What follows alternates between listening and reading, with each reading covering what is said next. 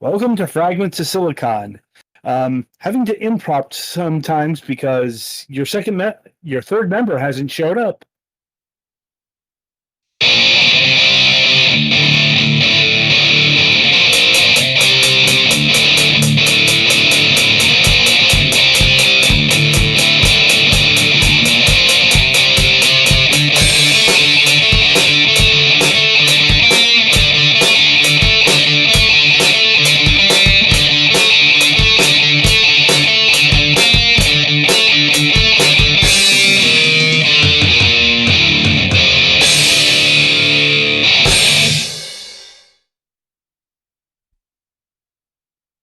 So welcome to another installment of the Fragments of Silicon Daylight Interviews. So something a bit different this week, as this time we're not featuring a game dev, at least not not as professional as our usual fare, but a content creator. Oh, sorry. Got a little phlegmy there. Anyway, sometimes that happens, especially when you're doing the back of the throat stuff for the beginning of the episode. Anyway, like throat singing? No. Speaking, upping the volume and projecting towards the microphone. Like, there's a different cadence I use for the actual broadcast to go a bit behind the scenes, especially for the intro. The radio voice, yes. It's a thing. Right. Anyway, so today we are welcoming the Space Quest historian from our friends over at the adventure game Hotspot network. Hi. Hi. How's everyone doing? Thanks for having me. Oh, no problem. I think we're doing well. At least I'm doing well. What about you, Petty? I still exist in this mortal coil. Can't ask for more than that. I'm not. That's about as good as he's getting. Yeah. Believe me, there are a laundry list of reasons for that, but we do not have time to get into any medical maladies. Now, do we? No. Anyway, so putting all that aside, where to start here? I suppose we should start with, the first name here, the Space Quest historian. And indeed, the question here is, what makes you the Space Quest historian? Nothing really. It's one of those self-aggrandizing, self-appointed titles that I came up with when I was 16 years old and got on the internet for the first time and found the burgeoning Space Quest fandom, which consisted of message board forums at the time. And I wrote a very long text document. Yeah, remember, this was before Wikipedia. I wrote a very long text document called the Space Quest FAQ, which was sort of like everything I could think of about Space Quest. And just to sort of underline my arrogance at the time, I signed it the Space Quest historian. And so that sort of stuck. And then I sort of painted my into that corner when I got on YouTube and started doing shit. And I've been thinking I might want to change it to something a little more adventure game generic, but people now refer to me as the Space Quest historian, so I'm like, I guess I'm kind of stuck with it now. Yeah, it was complete teenage arrogance. Yeah, not the first time I've ever heard that particular story. Especially with older content creators who picked a name out in their teenage years because they thought it was cool or awesome or funny or whatever back when they were 16, and they have come to really resent by the time they've turned 30. I don't necessarily resent it, but it's because people now see me as some sort of authority on the subject, even though there are people who are much more knowledgeable about it. Oh, you sweet summer child. I guess that's the magic quote unquote of the internet. Like if you present yourself as some sort of authoritative quantity of a subject, especially something like Space Quest, where let's just say the demographics shrinking as time goes on. I suppose. Yeah. Well, it's just a matter of when was the last Space Quest game? 95, 96? 95. And that's 30 years ago. Yeah. And somehow it still has. You're absolutely right. It has a bit of a it's a very niche of a niche part of the gaming scene, as you were like adventure games. Yes, they had a modern resurgence back in I'd say 2005 or six when Wedge and I started putting out quality adventure games, and they've been steadily climbing ever since. So now we have narrative-driven games, walking simulators, and point-and-click adventure games all pretty much thriving at this point. But then there's like the subgenre of people who are super nostalgic about the quote-unquote golden age of, I'd say, like 88 to 95, when Sierra and LucasArts were hot shit, the triple A's of their time, and putting out adventure games, and adventure games were sort of the dominant genre. And yeah, there are people who are really really nostalgic for that sort of thing, and I can see from my like YouTube analytics, every time I put out a video about Space Quest or another Sierra game like Police Quest or King's Quest or whatever, they tend to get the most views. And whenever I do like whenever I cover like a modern game or go off on some sort of weird tangent, they get substantially fewer views. So yeah, I guess that's where we are. Right. I mean, once again, that could also be up to the pigeonholing you mentioned previously, because your name on YouTube is Space Quest historian. Yeah. So it makes sense that talking about Space Quest and indeed other Sierra adventure games would line up with your analytics more than, say, talking about Old Skies or Rosewater or something like that. Yeah, and if I was in any way vested or had an interest in chasing analytics and numbers and shit, I might do something about that. But I just don't have the energy or wherewithal to give a shit. So I just do whatever the fuck I want. If it gets views, cool. If it doesn't, I don't give a shit. Yeah, we can certainly understand the appeal of that. Yeah, well, some people are in it for fame and fortune, and that's cool. I'm not here to denigrate that in any sort of way. Some people do like big milestones, like, okay, when I reach 10,000 subscribers, I'll have a big party. And I used to do that because I thought that was what you were supposed to do when you were a YouTuber. Like, oh, we got to celebrate this milestone, kind of. And now I'm just like, nah, that sounds like work. I don't really want to do that. Maybe when the plaque comes in, we'll do something fancy, right? Yeah, like that's about to happen.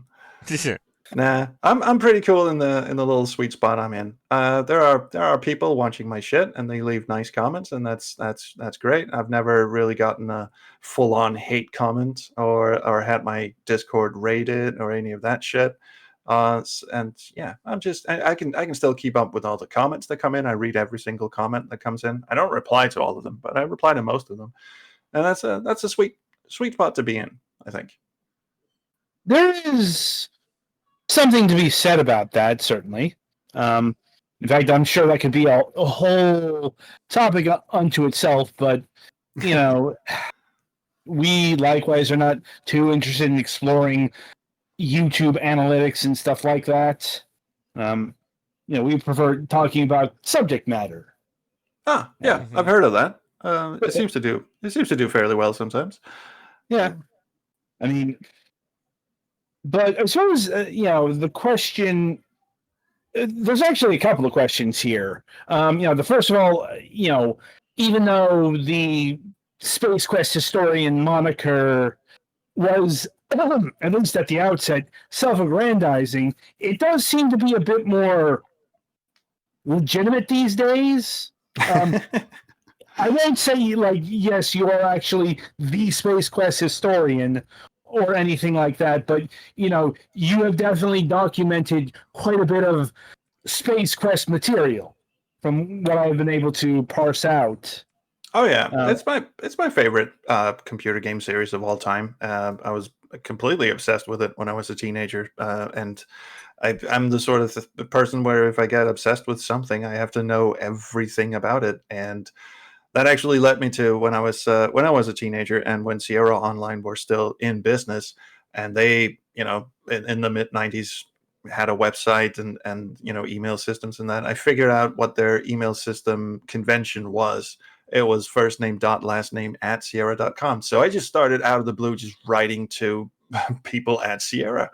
So I just started writing to like Mark Crow, Scott Murphy, and Jane Jensen, and this and even Ken Williams. And this was a time when not millions of people were barging in through their virtual doors. So they actually replied, and were like really nice about it. And so yeah, so I gradually, like the whole Space Quest FAQ, I gradually started just amassing any kind of information I could get and put it in that document. And yeah, that's been ongoing. Now I have my own Discord full of really knowledgeable and really intelligent nerds who love to go deep diving, and pretty much stuff that they uncover, like Easter eggs that weren't found for 30 years, or like trigger events that were not supposed to fire, little bugs and stuff like that. I basically just take their information, which they for some reason happily grant me, and I take all the credit for it and put out a video. That's basically how that works. I mean, it's not the worst way of doing research, I suppose, depending on circumstances. Like I know, like such things can be contentious, credit-wise. Oh well, these are people on my Discord who actively do this because they want to help out in a sense. So it's not like I just take their shit and never tell them about it. They actually go, okay, this would be good for an SQH video. Let's take a deep dive into this. There's two guys on my Discord currently who have just gone absolutely mental with Police Quest 2. They've started just trawling through the code and trying to break this game in every which way. And it led to this huge document of every, not just Easter egg, but every glitch and every speedrun strat and whatever. And then One Short Eye and me, fellow content creator who focuses on adventure game speedruns, we got together and we took a look at this document, and we picked out our 10 favorite glitches and weird shit that happens in Police Quest 2. And the dude actually compiled this list because he went, this would be great for a video. You want to use this? And yeah, sure. So that's what I mean. Like putting out videos that other people research and that I do some myself and talk to people who actually made this shit and stuff like that. So it's all above board. Okay. I mean, as long as it is all kosher, so to speak, then like there's not really a problem here. No, that's the thing about the adventure game community. It's there's not a lot of like competition or like I'm hanging on to this is mine kind of thing.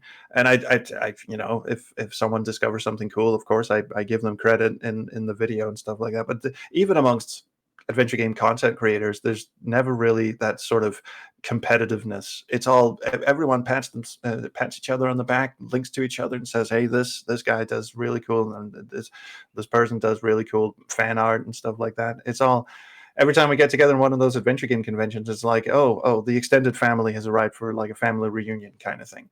So I don't think there's ever been any sort of rivalry between like factions of adventure game content creators.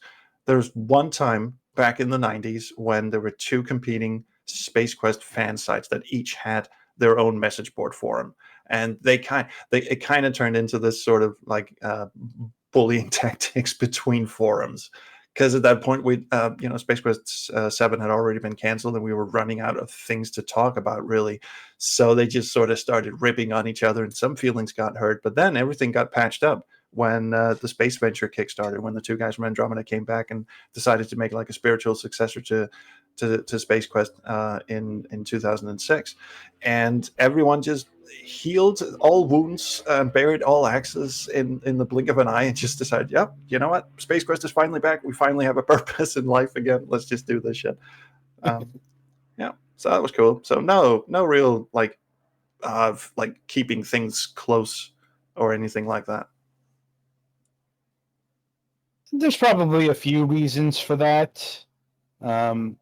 Like probably, due to the nature of adventure games as a genre versus, like, say, FPS games. Oh yeah, I mean and also because it's. I mean, it goes without saying. After the mid '90s, the let's say the appetite for point and click adventure games started dwindling as computers became a lot more powerful and genres like FPS were completely dominating and multiplayer became a thing and such. I mean, Space Quest 7 was supposed to have a multiplayer element, and all of us fans, Space Quest fans, just went, what? And apparently it was going to be like a Diablo clone-ish with point and click adventure game elements in it. And, just bottom line, we're actually at this point we're actually kind of happy Space Quest 7 got canceled because it sounds like it wasn't going to be a very good game. And Scott Murphy, the co-creator of Space Quest, who was designing Space Quest 7, he was like, yeah, you guys didn't want to see that. We were being pressured from all ends to make multiplayer adventure games are dead. We need more Diablo clones. We need more Quake clones and shit like that. So there was that lull in adventure games, and it sort of every major gaming publication, started saying, "Oh, adventure games are dead. No one wants to touch them." And then, Steam happens, GOG happens in the mid 2000s, and people start realizing that they don't need publishers and they don't need to go through quote unquote proper channels to release a game. So all of a sudden, people are self-publishing games, and well, here along comes some great game developers who decide, you know what, I've always enjoyed point and click adventure games. I'm going to start putting out some more. And even in that lull, like between the mid 90s and the mid 2000s, the German population just completely ignored the whole adventure games are dead. They never got the memo. They just kept pumping out fucking adventure games. Not just the Germans, but quite a few countries in continental Europe kept the adventure game flame alight. France comes to mind. If there are Like, two things like EU loves, it's their Sims and their point and click adventures. Like, The Longest Journey was still going on, for example. Now, that's a Norwegian game. That came out like the tail end of the adventure game heydays. And it was one of those where the publishers were like, we don't know about this. And they just went, yeah, oh, come on, take a chance. And they did. If you remember, The Longest Journey 2 was more of a 3D sort of, I'm not going to say Tomb Raider, but it was getting there. That was kind of the adventure style of the time. It's not the only adventure game I could name check. Broken Sword 3 and 4, I believe, had that same kind of style. And I don't like it. Here's the thing. That kind of adventure game style didn't get good until 2010, when Sam and Max, The Devil's Playhouse came out, and somebody finally realized, you know what, a full 3D adventure game plays well with? A controller. I know that's blasphemy in certain circles, but it is completely true. Like, Grim Fandango plays so much better now that it has controller controls in it. Oh yeah, absolutely. That game was made for controllers back in the day when we weren't used to that, because that was a keyboard game, and yeah, that was absolutely made. And it's weird, like they re-release Grim Fandango and they say, oh, we've put in point and click a point and click UI into it, and it just doesn't work at all. It's just you just 5 minutes and you just go, yeah, I'm going back to the keyboard. Fuck this. Yeah. I got Grim Fandango, when it released, and I thought it was so clunky because it's trying to do full 3D everything with very 2D controls, and I think that's a really underrated reason why Grim Fandango, didn't sell. Yeah, there's you could say that, and also publishers weren't taking a chance. But here's the thing about the post lull adventure games. You mentioned Broken Sword 3 and Longest Journey 2, and then it's that they started introducing elements that were more of the quick reflex kind of thing. All the Telltale games that came out, well, apart from the Sam and Max games, I suppose, had these quick time events that you had to, had to be fast on the trigger and all that, and that's just not. That's actually a later Telltale development. That comes from the Walking Dead era. Yeah. Yeah, but stuff, not just the same Max games, but Wallace and Gromit,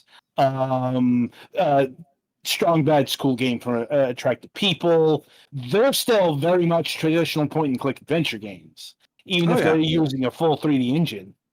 Oh yeah, and that's a good thing, and I love where it's heading now. People have started realizing, but back like in the late '90s, when someone tried to pitch an adventure game, they'd go, "Well, it doesn't really have the elements that gamers currently want." So they had to include stuff like Broken Sword 3. They had the stealth elements and pushing around boxes and all that shit, and arcade style elements, and I don't know. Maybe I'm generalizing, but adventure game audiences generally want to take their time. Like you want to be able to get up, go make yourself a cup of coffee and a sandwich, come back, and the game is still where you left it.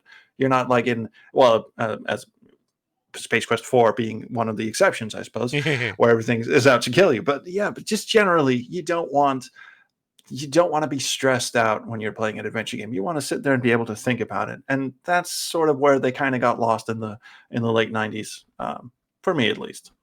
It depends on who which philosophy you were tracking, because Sierra Games, they're the ones that killed you and locked you in unwinnable situations at a drop of a hat. Yeah. LucasArts was at a certain point, that being Monkey Island, and in fact, we actually talked to Ron Gilbert about this way back in the day. But everything LucasArts was doing was a response to Sierra. Oh yeah, but the thing I'm getting at is, with a few exceptions, obviously, even though Sierra Games have this reputation for being a bit brutal at times, let's just say, a lot brutal, in fact. But Walking Dead scenarios and unfair deaths and all of that. But you still had to engage with the game in order to reach that scenario. It wasn't just going to drop something out of the sky if you took too long. For the most part, you still had to actively engage with the game. You could get up and do the whole coffee and sandwich thing and come back and still be in the same place that you were. I think Space Quest 4 is the only one that comes to mind where there are so many time segments where you basically have to be constantly moving in order to escape certain death. And even that, there's a few other games I can think of. King's Quest 3 and 5 come to mind.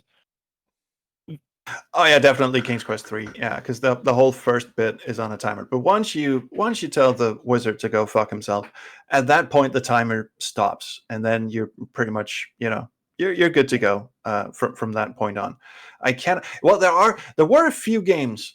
Now that I think of it, there's one very infamous Axis software game called Countdown, and there have been a few others like it that are on a world timer. And by that, I mean the entire game is on a timer. If you don't finish it within that certain time, it's an instant game over and there's nothing you can do. And those are particularly egregious. I think The Last Expressed is something similar. Like the whole game is on a world timer. So if you don't finish it by a certain point, you are dead. That's a bit stressful. But that is also, I would say, an outlier in terms of adventure games. Just absolutely generally. Adventure gamers want to take their time, think about shit, and walk around in circles and talk to everyone until they get absolutely stuck and brick wall themselves. And that whole business with shoving crates around and sneaking around NPCs and stuff like that. God, don't forget about Darkseid. Fucking hell. Yeah, absolutely. Yeah. It wasn't technically on it was kind of on a world timer, but also it had all those elements that you had to be in a specific spot at a specific time. Otherwise the game would totally dig you over. I've just unleashed a core memory and now I'm getting things thrown at me, aren't I? I never played the Darkseid games. I've only experienced those secondhand. So Oh yeah, me too, and I don't think I ever will because fuck that. until the day that Night Dive or Snake can get the rights, they've been trying. Like it's just according to our friends at Night Dive, yeah, the problem is because Geiger died, and that complicated a whole bunch of things. Yeah, And because his Geiger, estate is yeah, I was very protective of their shit, and I think that's I mean that's understandable in a way. But yeah, and I don't know what a remaster of Dark Seed would even look like. You have to fundamentally go in and change an awful lot of puzzle chains and just the general design of the game. It's intentional. It's not. mhm. It's I mean, intentionally really frustrating for some it, reason. if anyone would be able to do that, it certainly would be Night Dive. Oh yeah, I mean, Night Dive have done incredible things. They've also done the Blade Runner remaster, but that's beside the point. Yeah, that was a bit of a mess. Uncharacteristically, apparently there were like time pressures going on there, or Yeah, some. there was a whole mess with they were using ScumVM as a base for their remaster, and then they got into a bit of a tiff with the ScumVM developers, and there was a whole mess there. And they apparently they were supposed to get the original renders for the cutscenes, but they ended up just AI upscaling them instead for some reason, and I don't know. Anyway, point being, I'm not gonna sit here and say Night Dive are complete bags of shit because they are definitely not. They got one misstep, and the rest have just been fantastic. If you ask me.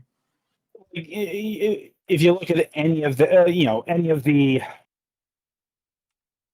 I'm not sure what to call it because it's definitely a thing, but I hesitate to say, like the games restoration community. I don't think that formally exists in the commercial space quite yet. Yeah, but if there were an example of game restoration, Night Dive would definitely fall into that category. Yeah, Uh, certainly. Most of the time, it's about game preservation instead, because Yeah, as we all know, a lot of games get fallen by the wayside. There's a lot of abandonware that never got re-released. So yeah, no one owns the rights to them. It's just in limbo. yeah. Yeah. Ironically, that's actually what makes Night Dive one of the more controversial classic games publishers because they actually go in and change stuff. Yeah. Well, sometimes for the better. I remember they did a re-release of I Have No Mouth and I'm a Scream, which is a notoriously buggy game. And they did fix up some of that shit and put it out on mobile platforms where they didn't just shove it out like here's the base code of the game, let's just put it on a mobile device. They actually, added stuff like hotspot indicators and shit like that, which that's Yeah, pretty good. they actually just revisited the game this year to put it out on consoles for the first time. Yeah. Like yeah, you can play I Have No Mouth, but I Must Scream on your Nintendo Switch. Yeah. I'm sure that'll be fun for Billy to come across that in 5 years. Here's the thing about I Have No Mouth. It's such an unbelievably janky game.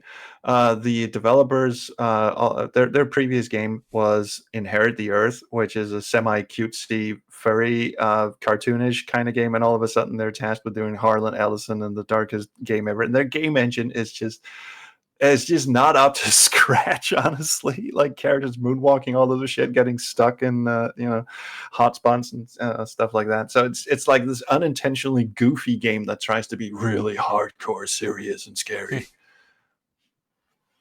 It's fun though. I have a soft spot for it. It's fun. It kind of like watching an '80s movie that tries to be really hardcore and it's just full of dodgy special effects and stuff like that. Like, I have complicated feelings about I Have No Mouth and I Must Scream, the adventure game, because on the one hand, yeah, it is janky, it is rough around the edges, but on the other hand, it because it had the author's input, to the down to the fact that he actually wrote the game. and voice the antagonist. Yep. And the point is, it actually managed to capture the spirit, and maybe controversially, is better than the original short story. Oh yeah, the story and everything in the planning stages is near flawless. It's the execution that's a bit goofy. Like they had the best of intentions and they had a rock solid start, and then it came time to actually draw the graphics and program the thing, and then shit started falling a bit on the wayside. It's kind of the same with Harvester, actually. That janky as fuck, horrible FMV game, which is also just a fascinating train wreck. It had all the planning just absolutely mapped out. It was going to be a very serious look at censorship of the 90s and the whole Mortal Kombat panic and all that shit, like a really serious and also sort of tongue-in-cheek dark comedic commentary on that whole thing. And then it came time to actually shoot the FMV and put this shit together, and it just, god damn, it's Mystery Science Theater levels of fucking awful. Yep. That's the way I feel about Bad Mojo as well. Oh, discount Jim Carrey. We have Jim Carrey at home. Yeah. It's a game that reminds me a lot of, if anyone remembers this movie, Joe's Apartment. Not familiar, but it's a movie with lots of animatronic cockroaches in it. The brilliance of Bad Mojo is in the gameplay itself and the way it structured the puzzles and has this, almost like it has the illusion of full freedom of movement, even though they're static backgrounds. It's really clever. And then you get into the, and it also looks good in the gameplay elements. And then you get into the FMV bits, and you're like, why did you do that? I mean, FMV elements from that era, 9 times out of 10 didn't work. No, to the detriment of people who were actually doing it right. Like my second favorite game series of all time is the Tex Murphy series, and they just went balls out and actually made FMV really, really good. Like, I mean, sure, you can look at the visual effects and all that and say, okay, that looks a bit shit from modern perspectives, but they did trailblazing stuff. And they actually had really good puzzle design and really good interactivity, and actually used FMV in a really well integrated way. Pandora Directive still stands as one of my all-time favorite adventure games because not only does it integrate FMV well with a ton of gameplay, but it has all these branching paths, which was not very common at the time. And for an FMV game to have all these branching paths, 7 different endings, 3 ways you can go down the path, good guy, middle guy, extraordinarily bad guy.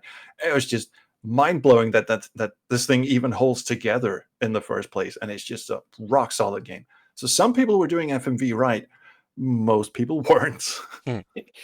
Yeah, like one of my favorite adventure games that isn't one of the name brands is, well, at least in adventure games, is Zork Grand Inquisitor. Oh, yeah, never got into that. I mean, I've heard that it's one of the good ones as well, and the FMV isn't completely dog shit. But I've never gotten into, which is kind of, if you're supposed to be like an adventure game aficionado, you're supposed to know Zork at least. It's kind of like, well, I'm into rock music, but I don't know the Beatles. You're supposed to know it, but I just blanked on that one, unfortunately. In fairness, if we're talking about Zork as a franchise, that's more conducive to kind of the cousin precursor genre. It's not, it's not adventure games, it's interactive fiction. Oh yeah, but it is sort of the. I mean, I know Colossal Cape was the first real adventure game. It was even called Adventure in its first iteration, and other games have come before it. But let's be honest, Zork was like the first platinum album of, if we're gonna go with the rock.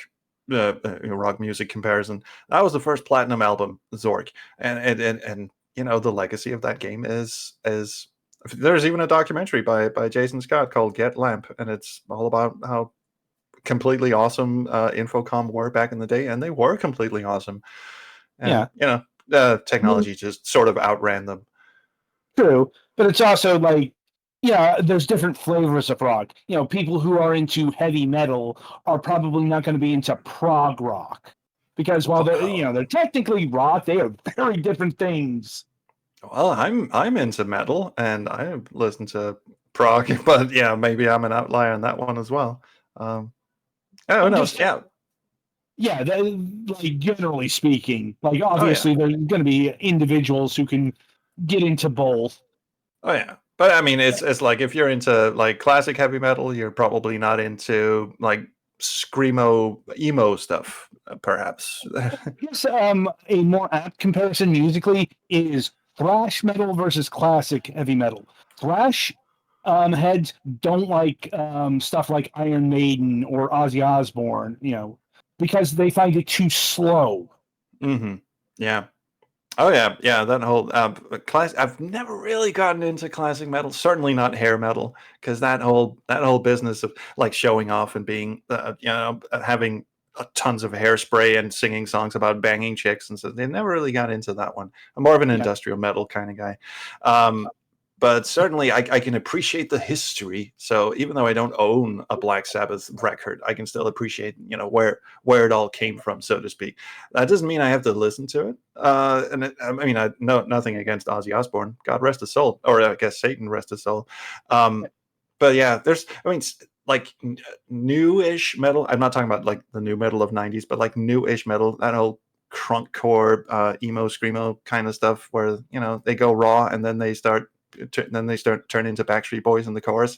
Never really understood that one, but hey, to each their own.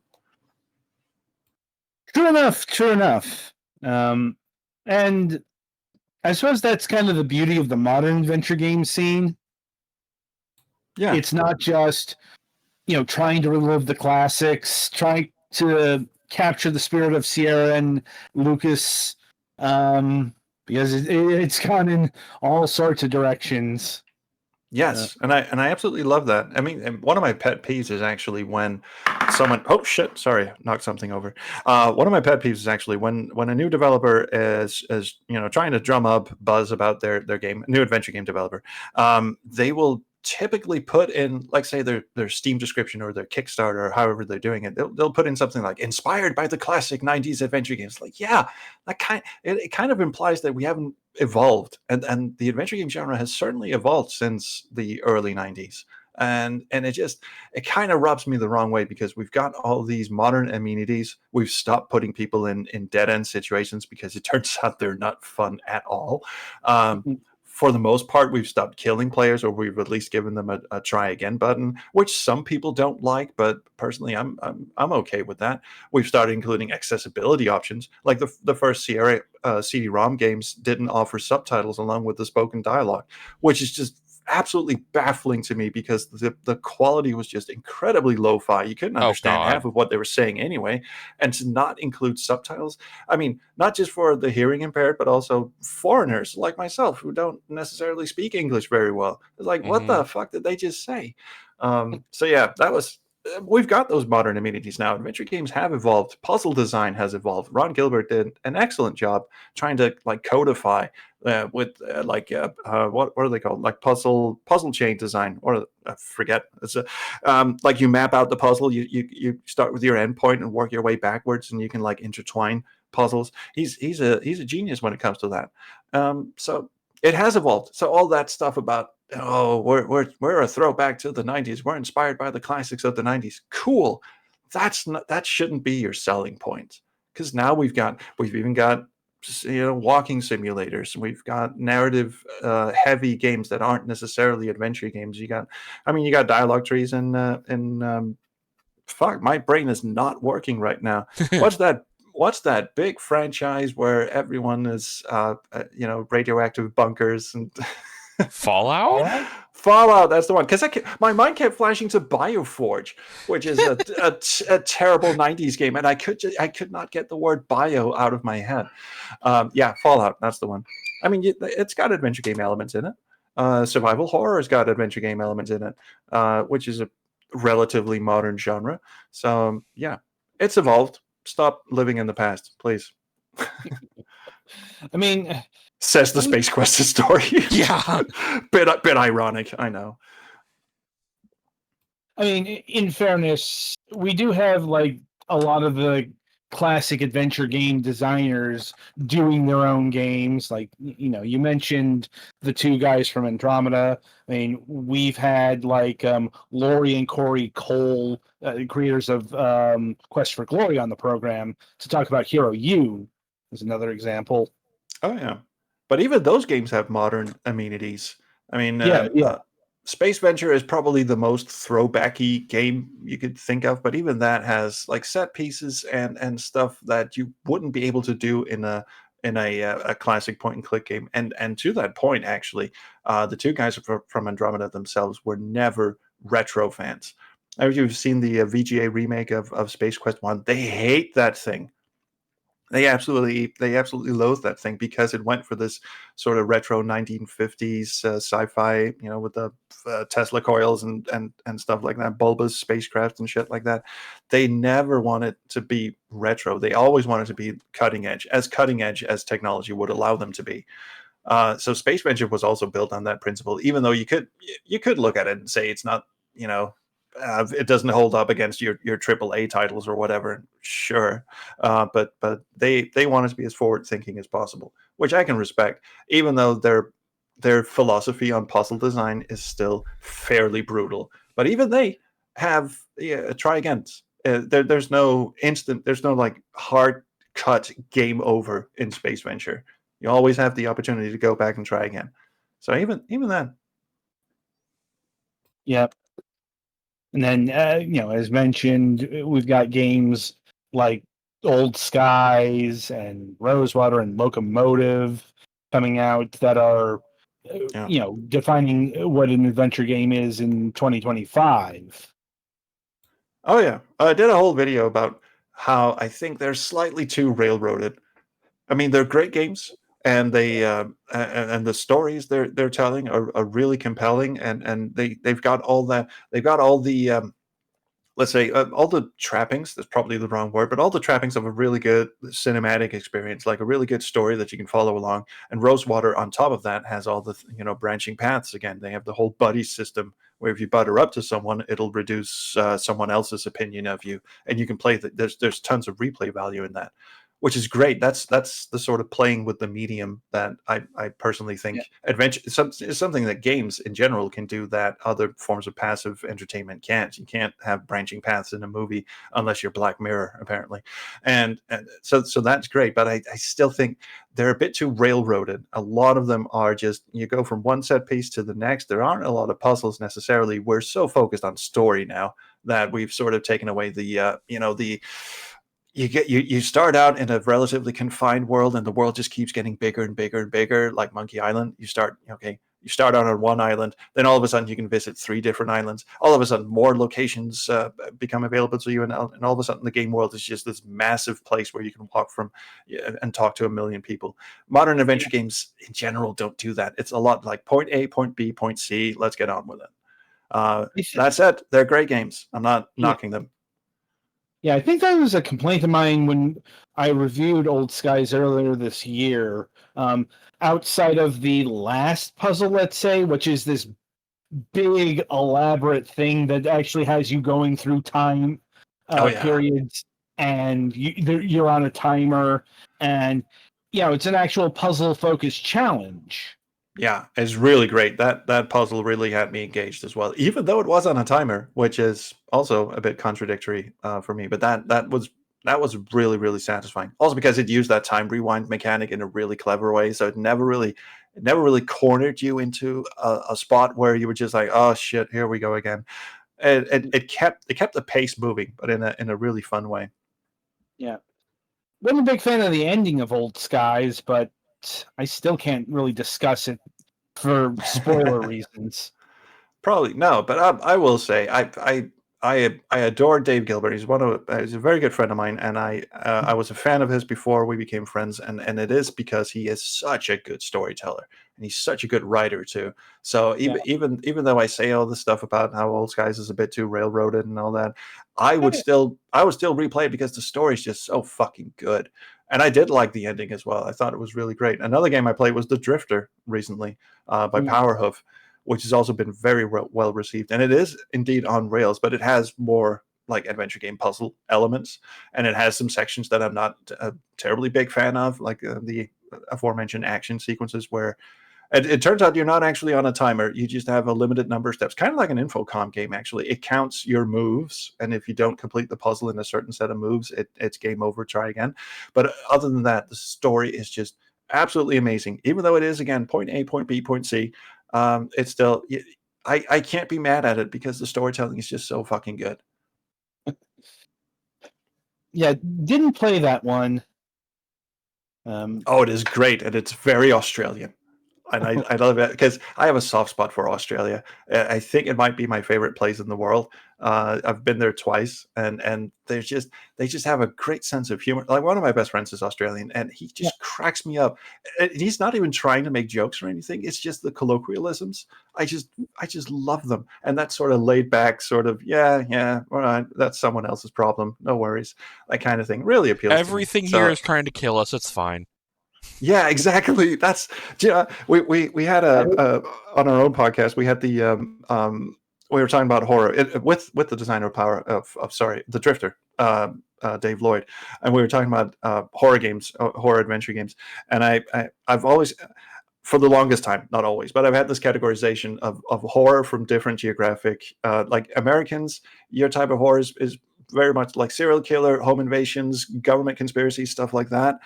Japanese horror movies are pretty much about the supernatural and ghosts and shit. And Australian horror movies are about nature wants to kill you.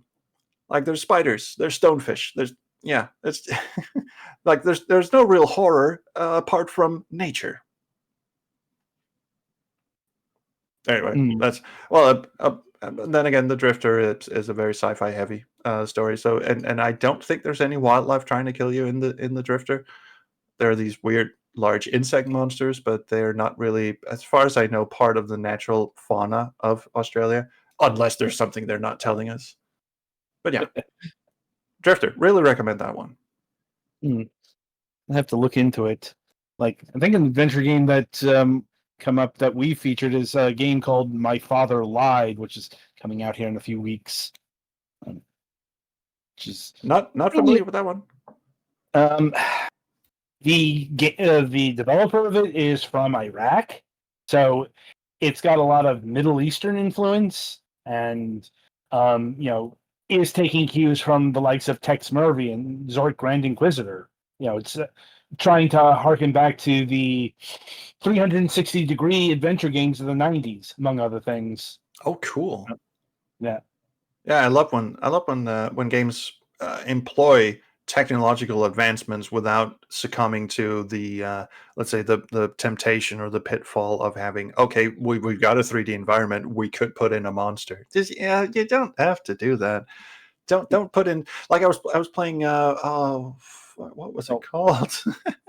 Not unless you're Douglas Adams.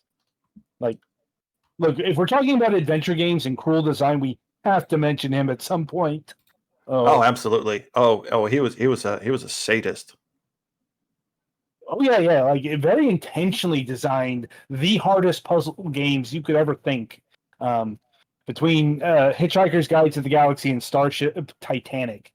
Oh yeah, right? Absolutely. And yeah, I hate both of them, which I think is the intention. Yeah, sorry, I was a bit. I was googling the game I played a while ago. But yeah, Douglas Adams, absolutely. I mean, Hitchhiker's Guide to the Galaxy, the text adventure, is notorious for being one of the most difficult games of all time.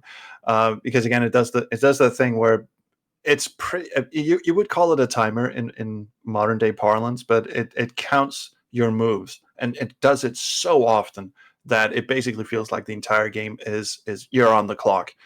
And it's so brutal, and the puzzles make no goddamn sense. And Starship Titanic was the same. I'm kind of fascinated with Starship Titanic, but there's no way in hell I'm replaying that thing, because the whole thing about making a cocktail out of pureed starlings and the path towards that is just absolutely bonkers. Yeah. Yeah, no, Starship Titanic is a bad combination of like the worst elements of the adventure game genre combined with Douglas Adams' hatred for the player. Yes, and then also absolutely brilliant writing, surrealist, everything you'd expect. Hitchhiker's Guide to the Galaxy is probably my favorite book of all time. Mm. At least the first two ones are just absolutely stellar, no pun intended. And pretty much everything this guy touches is just he was a wordsmith beyond uh, beyond mortal comprehension. He wrote a review once of this little Apple Macintosh desktop application that he didn't understand the purpose of, and he didn't understand why he had installed it. And I think throughout the whole review, he doesn't even really mention what its general purpose was. He just says, this thing just kept messing up my day. It kept replicating itself like rancid little rabbits, and I still have no idea. And none of these little rabbits had a humane delete button. It was so good. It's really interesting when Douglas Adams gets something under his skin. That's how we got the game Bureaucracy. Oh yeah. Oh, that is such a brilliant conceit for a game. And unfortunately, he was less involved in that one than you might think. Because again, a very famous Douglas Adams quote is, "I love deadlines. I love the whooshing sound they make as they go by." So he was fairly unavailable throughout the whole actual making of Bureaucracy, but it was his concept, and it's so Douglas Adamsy. You just want a change of address, and it just goes completely off the rails from there. Well, it's based off of his actual Yeah. experiences trying to Yeah. get that done in real life, which Yes. is the foundation of a lot of his material, like the digital watches or ranting about shoes. Yes. Oh, he was not even gonna make the Seinfeld comparison, but it is sort of that observational humor where it Uh-huh. is just you take something that you sort of take for granted in a sense. Let's say George Carlin actually is it's this sort of observational humor where you pick on something that everyone just glosses over because it's such an intrinsic part of daily life, and you just go, "This, if you think about it, this makes no goddamn sense." And he just yeah, it just takes that so far. It's really good. Yep. Um, anyway, I suppose since we are getting low on time here, we'll wrap things up here and now by asking, you've gone through the King's Quest series, you've gone through the Police Quest series. Are you going to go through the Quest for Glory series next, or um, maybe Leisure Suit Larry as a curveball? I got a lot of comments of that. People have been shouting at me to cover the Quest for Glory games for the longest time, and I've held back on it because it has these RPG elements in it, and I am no good with RPGs, even though they're like a close cousin of adventure games. But as soon as you throw in stats and inventory management and having to juggle all that shit, I just completely switch off. That said, I know that the Quest for Glory games are adventure first, and they have these tacked on RPG elements that you don't really need to pay too much attention to unless you want to play it a certain way. And they are probably the most requested game. And I've like I said, I've held back on it for the longest time, but recently we had a bit of a tragedy in the adventure game community. One of our everyone's dear and close friend. She was an organizer of multiple like events, and she was just we called her the glue that kept everyone together. Roberta Vaughn. Sorry, you're not supposed to butcher someone's last name when you're trying to be serious. She passed away a few weeks ago, and it was a major shock to the adventure game community because, like I said, she was such an integral part of it, especially like behind the scenes, just making sure everyone was comfortable and everyone had a good time and organizing and making sure everyone was doing good. And it happened so very suddenly. Her favorite adventure game series, or one of them at least, was Quest for Glory. It was one of she grew up with. She played with her brother and her family and all that. And I thought, okay, you know what? Just even though people have been screaming at me for years, do Quest for Glory, and I've always blown them off, I think this, of all things, has been the motivation to, all right, that's got to be the next series I'm going to cover. I'm going to do that in her honor, in her memory. And And I was talking to her brother, and said, okay, I think I'm going to do the Quest for Glory series next because Roberta would have really liked that. But now it feels kind of weird to just shit all over them like I do with like King's Quest and Police Quest. And he just went, no. That's exactly what she would have wanted. So yeah, that's going to be the next one. And then Leisure Suit Larry. Yes, I have a fondness for Leisure Suit Larry. I've played. It's one of the few Sierra series that I played all the way through as a child. Or I guess young adults is probably a better. But yeah, I played those way too early in life, and I really like them. It's not like one person left a comment on one of my videos to say, "Are you going to do Leisure Suit Larry, or is that too much of a male power fantasy for you?" Because I made that argument about Police Quest. It's basically a male power fantasy gone wild. And I said, no, actually, Leisure Suit Larry doesn't strike me as a male power fantasy because the joke is on Larry. For the majority of those games, the women are the one who are actually in charge of that. It has some elements that have not aged very well at all, especially the 6th game, even though that is my favorite of the series. Because Allo did something, and he's done something. This is something he repeatedly does. He does things with the adventure game formula that no one ever does. Like Leisure Suit Larry 6 is probably the first, at least the first I can think of, first open world adventure game. Like pretty much the entire game world is open to you from the start, and it's a huge world. The thing is, designing puzzles that advance the story, even though you can go anywhere right from the start, is a really tricky thing to do. And he just did it. Like everyone was just like, yeah, well, you gotta have story beats. You gotta have like even Monkey Island 2, it has cutscenes in between chapters and shit like that. Leisure Suit Larry 6 does not. It just goes full tilt right from the start, which I think is super fascinating. So yeah, Leisure Suit Larry is probably also in the cards later on. But I got to finish up Police Quest, even though I just covered Police Quest 4, the racist edition. SWAT series? Sorry, what? No, I'm not going to cover SWAT because again, that strays too far from the adventure game formula. I would be terrible at it. It would just be a shitty review of me getting stuck 5 minutes in, and it wouldn't be terribly fun. But I'm going to do the so-called spiritual successor to Police Quest, Blue Force, which was released by Tsunami Games, and then there's that spin-off that everyone hates, codename Iceman, which was also designed by Jim Walls, which is not a police game per se. It's more of a spy thriller, but it also just goes completely off the rails and turns into a submarine sim about 3/4 of the way through, and everyone hates it, and it was a complete shit show. So yeah, I got to finish those up first, and then it's on to Quest for Glory. I'm doing Tex Murphy in the meantime because, as I said, it's one of my favorite series of all time, and I'm finishing up a video on the Pandora Directive at current time of recording, which again is one of my favorite games. And then, gotta talk about all those games as well. I got plenty to do. Sorry, that took way too long to explain. Oh, no doubt. I suppose it's better than, say, picking Mixed Up Mother Goose or something. That would be funny, shitting on a children's game. That'd actually be kind of funny.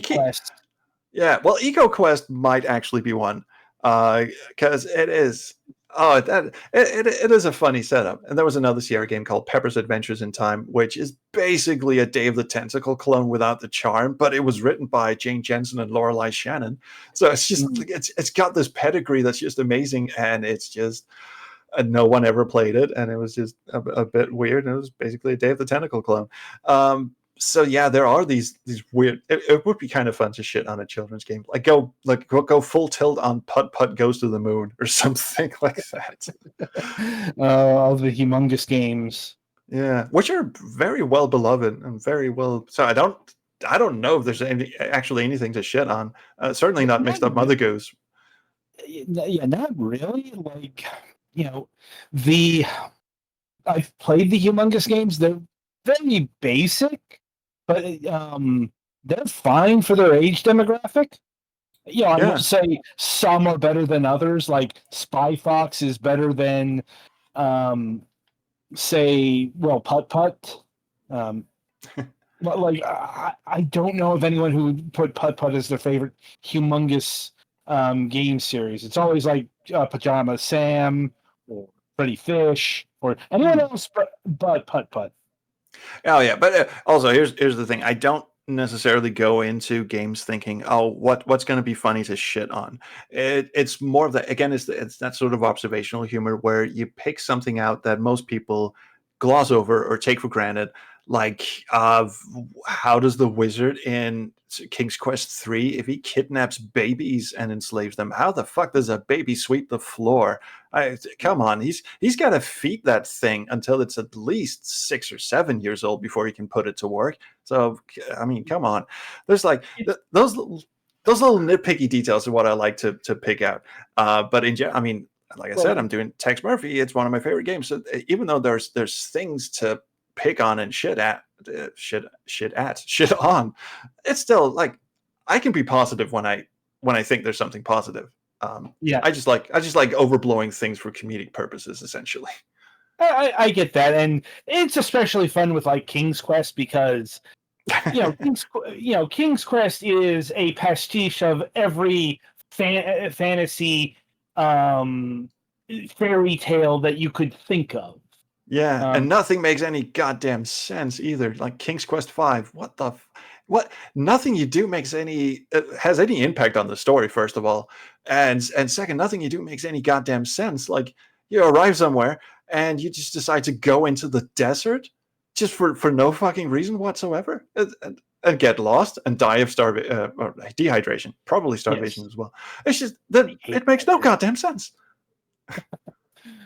So that's fun, even though it's a beloved classic, which I recognize, and it was a technological milestone for its time, and all that. I can't shit on that, but it's fun to nitpick the little details that everyone just sort of tolerated at the time. Which was the one that had the snake or the stick in the horse and broke ogre? 2. Broken Ogre was 4. Well, no, one of our friends named Ogre, and that like mentally broke him. Broke him. Oh, right. Because there is this ogre in the cave. Sorry, I cut you off again. He's talking about the puzzle with the snake in King's Quest 2. Oh God, yeah. And it's just the interesting thing about that is there are multiple solutions to it. You can just stab the thing to death, and you don't actually need the sugar cube it gives you because you can maneuver the thorny path that the sugar cube offers protection for. You can just navigate that on your own. But wasn't fun, but I did it. Oh yeah, I did it too because I didn't realize, even though I did, because I knew about the throw bridle on snake puzzle, which makes no goddamn sense. I knew about that because it's infamous. But Greek thing. Probably, who knows? But the thing is, once I got the sugar cube out of that, I didn't know what that thing was for. So I just went through the maze like an idiot, not knowing that the sugar cube offers. Because again, the game doesn't tell you. It just goes, yeah, here's a sugar cube in case you want some absinthe or something. It's like, well, what does it do? No one knows. You're supposed to eat it before going through the thorny branches? Oh, okay. I guess I'll just go along with that then. Yeah. I mean, adventure games are filled with that kind of thing. It's kind of one of the things that cited as the downfall of genre, the adventure game moon logic. Yeah, moon logic is a bad thing. And that's also one of the advancements of modern adventure games that I think, again, it's a detriment to say we were inspired by the classic point-and-click adventure games because some of it was pretty bullshit. And we've strayed away from bullshit. We are not into dead ends. We're not into moon logic and stuff like that. So yeah, again, that's one of the advancements and of the adventure game genre. Everyone says it's a stick in the mud and it hasn't evolved with the times. Bullshit. It absolutely has. Right. There's my soapbox. Yeah. Yeah. No, it's something that comes up from time to time since, we do feature adventure games and talk to adventure game developers. Like, we talked to Dave Gilbert right before Old Skies got released, for example. So, yeah. Great guy. King's Quest 5 comes up a lot because that's kind of my go-to example for bad logic in adventure games. Oh, yeah. But even then, I mean, yeah, King's Quest V was late to the game, but let's be honest. I mean, they were exploring things that there was no rule book for. So Yeah. you can kind of like, especially like King's Quest 2 with the bridle and King's Quest 4 with all the RNG elements, they were just trying shit out that they thought would be entertaining, and then in hindsight, it turns out it's just frustrating as hell. But there was no rule book, and even though people give LucasArts all the credit for the modern amenities of it all started with let's say Monkey Island 1 and going from there. Their adventure games before that, Maniac Mansion and Zack McCracken, for instance, had a bunch of all the things that you would normally expect LucasArts to steer clear of. So it's still like, yeah, it's that rule book hadn't been written yet. Well, the thing with Monkey Island is it's the one that got rid of deaths fully, because in Zack McCracken and Maniac Mansion, it's not often, but you can die in those. Yeah, and you can Zack soft lock McCracken yourself. You can soft lock yourself something terrible. Yeah, I'll say it right now. Zack McCracken is a terrible adventure game. But again, it has a great concept. Yeah, and soundtrack. But oh yeah, I hate playing the thing. Oh yeah, Like, but yeah. But the point is, like early adventure games, King's Quest, it's fun to shit on them. But if you look at it in a historical perspective, these were people trying to forge their way out of a jungle where no one really knew what the correct path was. And then someone like Ron Gilbert comes along and says, "Do you know what? Deaths are actually pretty shit. Let's get rid of those." But you gotta admit, even Monkey Island 2 had its fair share of moon logic. The one that always gets brought up is the monkey wrench, because that is a pun and it doesn't translate, and it doesn't even make fucking sense in English. Let's be honest. A monkey substitutes for a monkey wrench. That's a stretch of the imagination. So it took them a while as well to get fully up to. It's like the Yeti puzzle in King's Quest V. It's not moon logic, it's comic logic that doesn't necessarily translate immediately. Yeah, but also because you think you're playing like a serious well, not a serious, but you're playing like a straight up fantasy game, and then all of a sudden it turns into fucking Warner Brothers with the throwing a pie in a Yeti's face. Also, why would that slow him down in the first place? I mean, you had a Yeti in King's Quest 3 who not only is an insta-death, if you run into him, he carries you off, and then he fucks you to death in his cave. I'm not even kidding. That's in the text description. Not with that word, obviously, but yes, he mates with you until you break.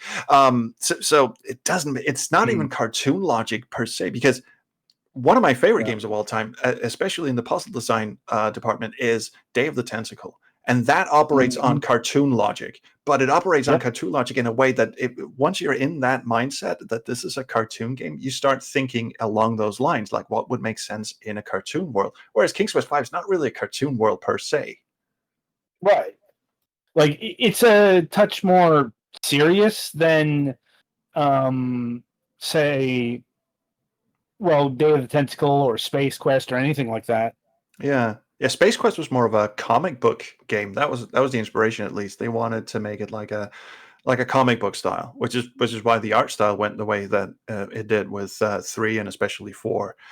So that was comic book logic. Like, if you want to get out of a tight situation, you have to like do something that is really improbable. I'm thinking like Space Quest 4. You grab a canister of like some compressed air or something, or some explosive device, and you throw it at a giant sea slug, and it catches it in the mouth, and it explodes in a spectacular fashion. You're like, that's not realistic, but it is comic book logic. Day of the Tentacle is cartoon. Sam and Max is cartoon logic as well. But yeah, King's Quest is sort of a mishmash of everything, really. Like in King's Quest 4, it's fantasy and it's all cutesy wootsy, and then all of a sudden it turns into Night of the Living Dead. And all the zombies come out of the ground. You go, oh, I guess this is a horror game now. Yep. So yeah, well, fuck it. That's fun. But yeah, modern amenities, storytelling. I think we're pretty good at that. If there is one thing I'd like to bring back from ye old days, it's the less railroading and more of the expansive environment game world where you get to explore. I said this in my Old Skies Rosewater video. Generally speaking, classic adventure games are about exploration and modern adventure games are about story. Obviously there are outliers. Obviously there are exceptions to the rule, but I kind of miss the open world-ish, or at least the expanding world, where you can still go back to where you were. One of the things I really loved about Monkey Island 2 is right at the end, you're meant to go back to the place where you started on Scab Island and go to the swamp where you met the voodoo lady who basically just plot dumped on you at the start of the game. You're meant to go back there and then climb into the crate and get taken off to LeChuck's fortress. And I just, every time I go back to Scab Island, you get this you get the sense of not like welcoming, but it's sort of like it's a safe place. I've been here so long. I know every nook and cranny of this island now. It's sort of like a welcome home kind of thing. And it's sort of like it's been ages since I've been here. It's kind of like going back to your hometown after you've been away to college for God knows how many years. Like you go back to your hometown, you go, wow, it's like I almost remember this place in a different way. And yeah, so I miss that part of adventure games. Well, I'm sure we could talk more and more about adventure games for a few hours here, judging by how long this has already gone for. But we do really have to wrap up at this stage. Absolutely. I'm 2 hours past dinner time here, so I'm hungry as hell. But so this was fun. Yeah. Thanks for having me on. No problem. We didn't even get to talk very much about Space Quest. Sorry, cut you off again. Maybe we'll do it again sometime. I'd be happy to. But in the meantime, yeah, you can find the Space Quest Historian on YouTube at, the Space Quest Historian. So be sure to check out his videos today. Woo! Or whenever you feel like it. And if you don't like YouTube, I'm also on PeerTube. So there's that. No ads and no tracking of your privacy and all that bullshit. Good to know. All right, then. So that'll about do it for this installment of Fragments of Silicon. Be sure to tune in for the Sunday reviews. And until then, I shall wish you good gaming.